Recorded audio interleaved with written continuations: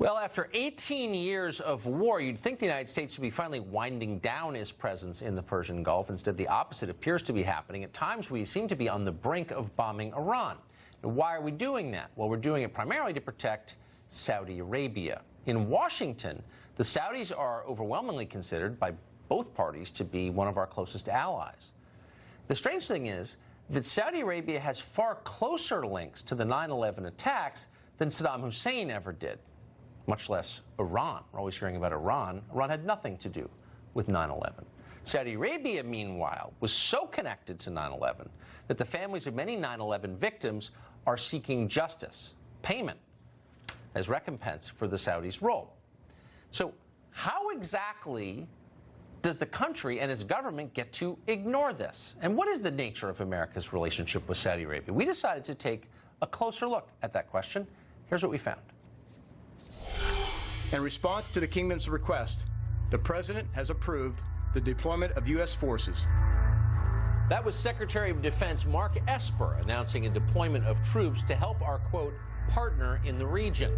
Not all Americans, though, view Saudi Arabia as an ally. Chris Gansey, a New York City fireman, lost his father on 9/11. I think the American people should know what the Saudi involvement in 9/11 was before we commit treasure or, God forbid, American blood to a cause. Gansey is one of thousands of family members of 9/11 victims suing Saudi Arabia.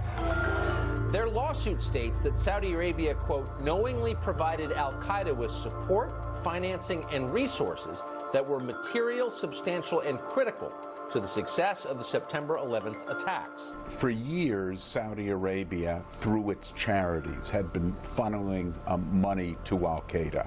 To get ahead in Saudi Arabia, to rise in the government, you need to show fealty to Osama bin Laden. A heavily redacted 2012 report describes the support Saudi government officials gave to two hijackers after they arrived in Los Angeles. The officials gave the two al-Qaeda members, quote, assistance in daily activities, including providing money and helping the hijackers get flying lessons. Many Saudi government officials were in cohorts, if you will, with several of the 9/11 hijackers.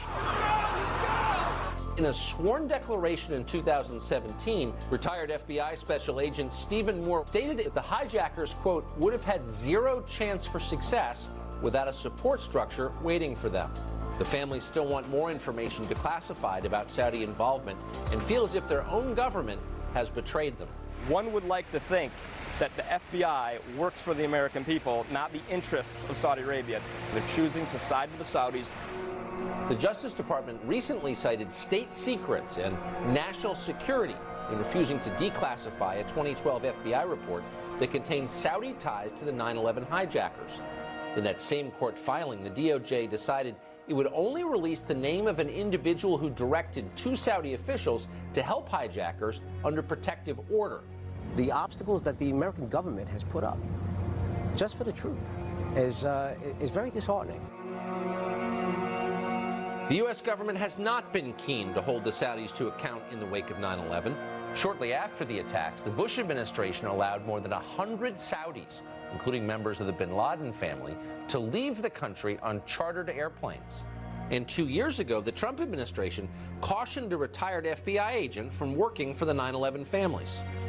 I couldn't believe that my former employer was telling me not to give assistance to the victims of 9/11. To me, it was unconscionable. It really disturbed me. Well, that's an understatement, unconscionable.